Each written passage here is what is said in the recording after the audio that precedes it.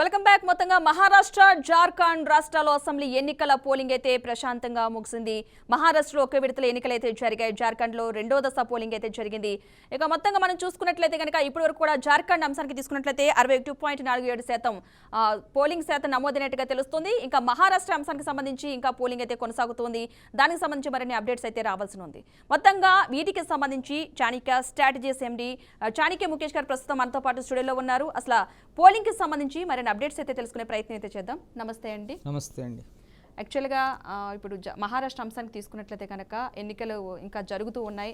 Polling శాతం ఎంత వస్తున్నది ఇంకా ఈసీ అయితే డిక్లేర్ చేయలేదు. జార్ఖండ్ అఫీషియల్ గా రాలేదు. ఎందుకంటే 6 తర్వాత కొంత పోలింగ్ స్టేషన్లో ఉంటారు కదా, ఇంకో 10% పెరిగే అవకాశం ఉంటుంది కాబట్టి ఇది అఫీషియల్గా వెళ్ళేసరికి ఇంకో 9 హార్డ్లీ 9 వరకు అఫీషియల్గా వస్తుంది. ఈవెన్ జార్ఖండ్ కూడా హార్డ్లీ 9 అవుతుంది. ఏ రాష్ట్రంలో కూడా బిఫోర్ 6 రాదు. ఎందుకంటే 6 లోపల పోలింగ్ స్టేషన్లో ఉన్న వాళ్ళు ఆల్మోస్ట్ 10% ఉంటారు. ఇదంతా బయట కన్సల్టేట్ అవ్వడానికి ఒక 2 hours పడుతుంది కాబట్టి 8 to 9 మధ్యలో అఫీషియల్గా పోలింగ్ పర్సెంటేజ్ వస్తుంది. ఓకే, మహారాష్ట్రలో బీజేపీ కూటమికి ఎందుకు ఛాన్స్ అంటారు అసలు? అంటే ఇంకొద్దిసేపట్లో ఎగ్జిట్ పోల్స్ రిలీజ్ అవుతున్నాయి. యాక్చువల్గా మహారాష్ట్రలో అంటే మేము ఎగ్జిట్ పోల్స్ ప్రకారం అయితే మన కంపెనీది ప్రకారంగా చెప్పాలి ఏంటంటే ఎన్డీఏ అలయన్స్ కొంచెం ఎడ్జ్లో ఉన్నట్టు మాకు స్పష్టంగా కనిపించింది కాబట్టి ఇచ్చాము. ఎందుకు అనేది రీజన్ ఏంటంటే నెంబర్ ఆఫ్ రీజన్స్ అక్కడ. ఎందుకంటే మనకు మే 13 తారీఖు మనం చూసుకున్నట్లయితే పార్లమెంట్ ఎన్నికలు ఆల్ ఓవర్ ఇండియాలో మనం గమనించడం జరిగింది. అయితే ఈ పార్లమెంట్ ఎన్నికలకు ముందు మేము మహారాష్ట్ర ఆల్రెడీ ఒకసారి సర్వే చేసాం. 288 నియోజకవర్గాలు, అప్పుడు 48 పార్లమెంట్ ఎన్నికల కోసం సర్వే చేసినప్పుడు అక్కడ మనం గమనించింది ఏంటంటే మహారాష్ట్రలో నెక్స్ట్ ఎలక్షన్స్లో ఈ ఏక్నాథ్ షిండే గవర్నమెంట్ కుప్పకూలబోతుంది. ఎందుకంటే అక్కడ సీఎం మీద కొంచెం వ్యతిరేకత ఎక్కువ ఉంది. బాగా ఆ వ్యతిరేకత ఉండడం వల్ల ఏక్నాథ్ షిండే గవర్నమెంట్ కూలబోతుంది, కాంగ్రెస్ గవర్నమెంట్కి ఎక్కువ ఛాన్సెస్ ఉంటాయని బిఫోర్ పార్లమెంట్ ఎన్నికలు ఆ రోజు కనిపించింది. అయితే ఎప్పుడైతే పార్లమెంట్ ఎన్నికల్లో కాంగ్రెస్ కొన్ని ఎక్కువ సీట్లు సాధించిందో మహారాష్ట్రలో, బీజేపీ కొంచెం ఎన్డీఏ మహారాష్ట్ర మీద ఎక్కువ ఫోకస్ చేసింది. ఎందుకు ఫోకస్ చేయాల్సి వచ్చిందంటే మహారాష్ట్ర అనేది ఫైనాన్షియల్ క్యాపిటల్ ఆఫ్ నేషన్ అంటాం, ముంబై. అయితే ఇటువంటి క్రమంలో ఆల్రెడీ సెంట్రల్లో బీజేపీ ఫామ్ అయింది. ఇప్పుడు మహారాష్ట్రాన్ని కోల్పోతే ఆల్మోస్ట్ కొన్ని రాష్ట్రాలకు ఫండింగ్ కూడా అక్కడి నుంచి ట్రాన్స్ఫర్ అవుతూ ఉంటుంది. సో ఈ ఫైనాన్షియల్ క్యాపిటల్ మనం కోల్పోతే బాగోదనేసి ఏంటంటే ఆఫ్టర్ పార్లమెంట్ ఎలక్షన్స్ ఎన్డీఏ ఏం చేసిందంటే గ్రాస్ రూట్లో వాళ్ళ యొక్క వర్క్ క్షేత్రస్థాయిలో పూర్తిగా, అంటే ఉదాహరణ చెప్పాలంటే ఎన్డీఏ బీజేపీ ఏంటంటే వాళ్ళకి ఆర్ఎస్ఎస్ సంఘాలు ఉంటాయి. ఆర్ఎస్ఎస్ సంఘ్ మీటింగ్లు ఏ రాష్ట్రంలో కూడా ఇంత భారీ స్థాయిలో, అంటే అక్కడ 50,000 సంఘ్ మీటింగ్లు పెట్టడం జరిగింది మహారాష్ట్రలో. 288 నియోజకవర్గాల్లో 50,000 సంఘ్ మీటింగ్స్ అంటే ఒకసారి వాళ్ళు ఏ స్థాయిలో పనిచేస్తారనేది మనం ఒకసారి ఆలోచించుకోవాల్సిన అవసరం అయితే ఉంది. అయితే ఇక్కడ మనం సర్వే చేస్తున్నప్పుడు ఇంకో గమనించిన విషయం ఏంటంటే అటు కర్ణాటకకి ఇటు తెలంగాణకి బోర్డర్లో మహారాష్ట్ర ఉంటుంది. సగం కర్ణాటక బోర్డర్ ఉంటుంది, సగం మహారాష్ట్ర మన తెలంగాణ బోర్డర్ ఉంటుంది. అయితే ఇక్కడ కాంగ్రెస్ గురించి చెప్పుకోవాలి అంటే కాంగ్రెస్లో కర్ణాటకలో ఏదైతే 5 గ్యారెంటీలతో గవర్నమెంట్ ఫామ్ చేశారో ఆ ఎఫెక్ట్ తెలంగాణ మీద పడింది. మనం గమనిస్తే ఈ తెలంగాణ మీద పడిన తర్వాత తెలంగాణలో 6 గ్యారెంటీలు సూపర్ 6తో వచ్చారు. మీరు గమనిస్తే ఈ 6 గ్యారెంటీలతో వచ్చి తెలంగాణలో గవర్నమెంట్ ఫామ్ చేశారు. అయితే ఈ కాంగ్రెస్ గవర్నమెంట్ ఈ 5 గ్యారెంటీలు కర్ణాటకలో, 6 గ్యారెంటీలు తెలంగాణలో ఇంప్లిమెంట్ చేయడంలో పూర్తి స్థాయిలో విఫలమయ్యారు. అయితే ఈ ఇంపాక్ట్ అనేది బోర్డర్ కాన్స్టిట్యున్సీస్లో, అంటే మహారాష్ట్ర బోర్డర్లో ఉన్న కాన్స్టిట్యున్సీస్లో తెలుగు వాళ్ళు ఉంటారు ఎక్కువ. ఈ తెలుగు వాళ్ళందరూ ఏంటంటే ఒకరికొకరు చర్చలు జరుగుతుంటాయి. ఇది కాంగ్రెస్ ఇచ్చే గ్యారంటీలు ఓన్లీ గ్యారంటీ కార్డుల మీదనే మిగిలిపోతున్నాయి. ఇవి ఇంప్లిమెంటేషన్కి వచ్చేసరికి ఫెయిల్ అవుతుంది. ఆల్రెడీ కర్ణాటకలో గవర్నమెంట్ ఫామ్ అయ్యి 1.5 years అవుతుంది, తెలంగాణలో గవర్నమెంట్ ఫామ్ అయ్యి 1 year అవుతుంది. వాళ్ళ గ్యారంటీ కార్డులు అనేది పూర్తి స్థాయిలో ఇంప్లిమెంట్ చేయలేదు. కాబట్టి అక్కడ మహారాష్ట్రలో ఏదైతే వీళ్ళు slogan after parliament elections Maharashtra కోసం 5 గ్యారంటీ కార్డులు తీసుకొచ్చారు. సేమ్ మన దగ్గర 2,500 స్కీము, సేమ్ ఆడ 2,500 స్కీము, ఉచిత ఆర్టీసీ బస్సు, సేమ్ ఏదైతే ఉందో సేమ్ కాపీ పేస్ట్ అన్నట్టు అక్కడ గవర్నమెంట్ స్కీమ్స్ తీసుకొచ్చినప్పటికీ ఆ గవర్నమెంట్ స్కీమ్స్ గ్రౌండ్ రూట్లో, అంటే గ్రాస్ రూట్లో ప్రజల్లోకి తీసుకెళ్లడంలో కాంగ్రెస్ అనేది పూర్తి స్థాయిలో ఫెయిల్ అయింది. ఎందుకు ఫెయిల్ అయిందంటే ఇక్కడ సోషల్ మీడియా. ప్రతి పొలిటీషియన్కి మెయిన్ ఈరోజు కీలకం ఏంటంటే ఎయిర్. ఎవరైతే ఎయిర్లో ఎక్కువ ఉంటారో వాళ్ళు సక్సెస్ అవుతారు.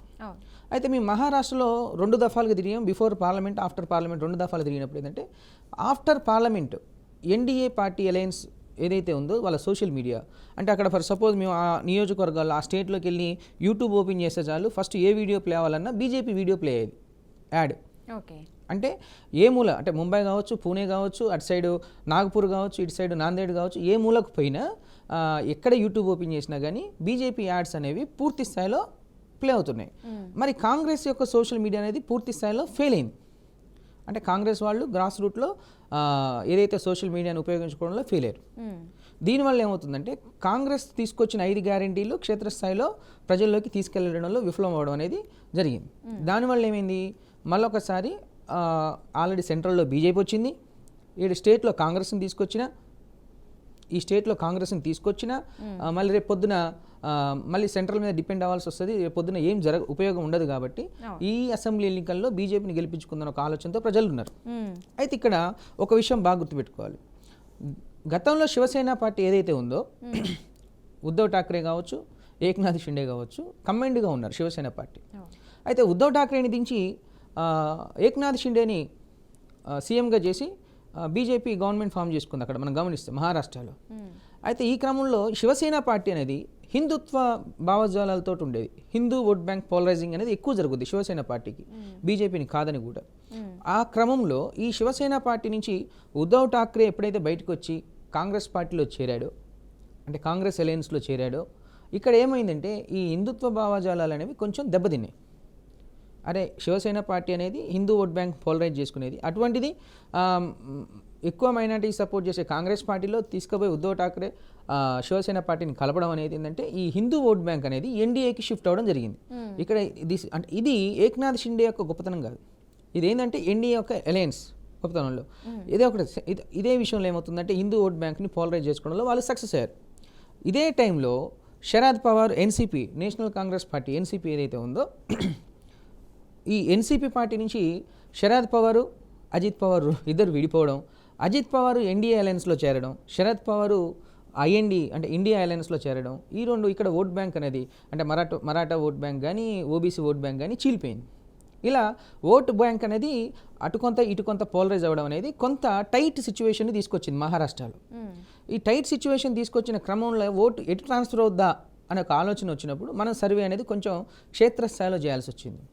ఎందుకు, క్యాస్ట్ వైజ్గా సర్వే చేసాం. ఇక్కడ మళ్ళీ క్యాస్ట్ కమ్యూనిటీ వైజ్గా మహారాష్ట్ర మరాఠాస్ ఎటువైపు షిఫ్ట్ అవుతున్నారు, మహారాష్ట్ర మైనారిటీస్ ఎటు సైడ్ షిఫ్ట్ అవుతున్నారు, మహారాష్ట్ర ఎస్సీస్ ఎటు సైడ్ షిఫ్ట్ అవుతున్నారు, ఓబీసీ వాళ్ళు ఎటు సైడ్ షిఫ్ట్ అవుతున్నారు. ఇలా ఒక్కొక్క దాని గురించి మనం మాట్లాడుకొని ఓట్ బ్యాంక్ ఎటు పోలరైజ్ అవుతుందని కన్సాలిడేట్ చేసిన తర్వాత మాకు ఒక కన్క్లూజన్ ఏమొచ్చిందంటే, ఓకే ఈ మహారాష్ట్ర మరాఠాస్ ఎన్డీఏకి 40%, ఇండియాకి 60% షిఫ్ట్ అయినా మైనార్టీస్లో నుంచి ఓట్ బ్యాంక్ కాంగ్రెస్కి పడాల్సిన ఓట్ బ్యాంకు ఎంఐఎం ట్రాన్స్ఫర్ చేసుకుంటుంది. కాబట్టి ఎక్కడైతే 2,000-3,000 ఓట్లతో గెలిచే కాంగ్రెస్ స్థానాలునే ఆ కాంగ్రెస్ స్థానాల్లో ఎంఐఎం కీలక పాత్ర పోషించి మళ్ళీ అక్కడ ఎన్డీఏ అలయన్స్ నెత్తిన పాల్పోస్తుంది. కాబట్టి ఇక్కడ మనకు క్లారిటీగా ఏమైందంటే ఓకే ఈ ఎలక్షన్స్లో మహారాష్ట్రలో ఎన్డీఏ విజయం సాధించబోతుంది అనేది క్లియర్గా అర్థమైంది.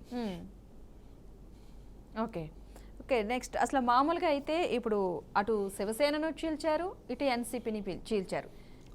దీనివల్ల ప్రజలకేం ఆగ్రహం రాలేదంటారా? ప్రజలకు ఆగ్రహం అనడం కన్నా ఏంటంటే నాయకుల మీద నమ్మకం మెయిన్ ఫస్ట్. ఓకే ఇప్పుడు శరద్ పవార్ అజిత్ పవార్ ఎప్పుడైతే విడిపోయారో అజిత్ పవార్ యొక్క అడ్మినిస్ట్రేషన్ అనేది లోపం వల్ల ఏమైందంటే పూణే రీజియన్లో ఏమైందంటే అజిత్ పవార్ ఉన్న రీజియన్లో ఎక్కడైతే ఉందో అక్కడ స్పెషల్గా మాట్లాడుకోవాలంటే రెబల్స్ ఎక్కువ కంటెస్ట్ చేయడం జరుగుతుంది. రెబల్స్ అంటే ఇండిపెండెంట్ అభ్యర్థులు. ఎందుకు, ఈ అలయన్స్లో ఎవరైతే టికెట్ వస్తుందని ఆస్పిరెంట్స్ ఉంటారో ఈ అలయన్స్లో భాగంగా టికెట్స్ కొన్ని ప్లేసుల్లో ఇంకో పార్టీకి పోవాల్సి వచ్చింది. అప్పుడు కాంప్రమైజ్ కాని వాళ్ళు ఏమైందంటే ఈ కాంప్రమైజ్ చేయాల్సిన బాధ్యత ఎక్కడ ఉంటుందంటే ఈ పార్టీ నాయకుల మీద ఉంటుంది. ఈ పార్టీ నాయకులు ఎక్కడైతే కాంప్రమైజ్ చేయడంలో ఫెయిల్ అయ్యారో, అడ్మినిస్ట్రేషన్ చేయడంలో ఫెయిల్ అయ్యారో అక్కడ రెబల్స్ పుట్టుకొచ్చారు. ఈ రెబల్స్ ఆల్మోస్ట్ 13 నుంచి 18 స్థానాల్లో కీలక పాత్ర పోషిస్తున్నారు. ఈ 13 నుంచి 18 స్థానాల్లో కీలక పాత్ర పోషిస్తున్నప్పటికీ వాళ్ళు ఎన్డీఏ ఓట్ బ్యాంకును కొంత ట్రాన్స్ఫర్ చేసుకుంటున్నారు. అది పెద్ద ఇంపాక్ట్ చూపేది. అయినప్పటికీ అక్కడ ఒక 5 నుంచి 6 స్థానాల్లో రెబల్స్ పోటీ గెలిచే అవకాశాలు అయితే క్లియర్గా స్పష్టంగా కనబడుతున్నాయి. అంటే ప్రజల్లో ఇప్పుడు ఆగ్రహం కాదు, ప్రజలకు కావాల్సింది ఏంటంటే నమ్మకం. ప్రజల ఎక్స్పెక్టేషన్స్ని ఏ లీడర్ అయితే రీచ్ అవుతాడో ఆ ప్రజలు అక్కడ ఓటేసే అలవాట్లు అక్కడ ఉన్నారు.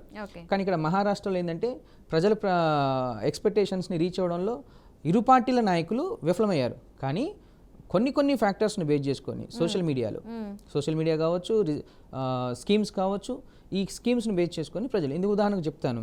ఈ బీజేపీ వాళ్ళు అదే ఎన్డీఏ అలయన్స్ వాళ్ళు ఏం చేశారంటే ఒక పార్లమెంట్ ఎన్నికలు ఎప్పుడైతే అయిపోయినాయో దాని ఒక నెల తర్వాత లడికీ బహిన్ స్కీమ్ అని ఒకటి పెట్టారు. ఈ లడికీ బహిన్ స్కీమ్ తోటి ఏం చేశారంటే ఫీమేల్ ఓటర్స్ని అట్రాక్ట్ చేయడం స్టార్ట్ చేశారు.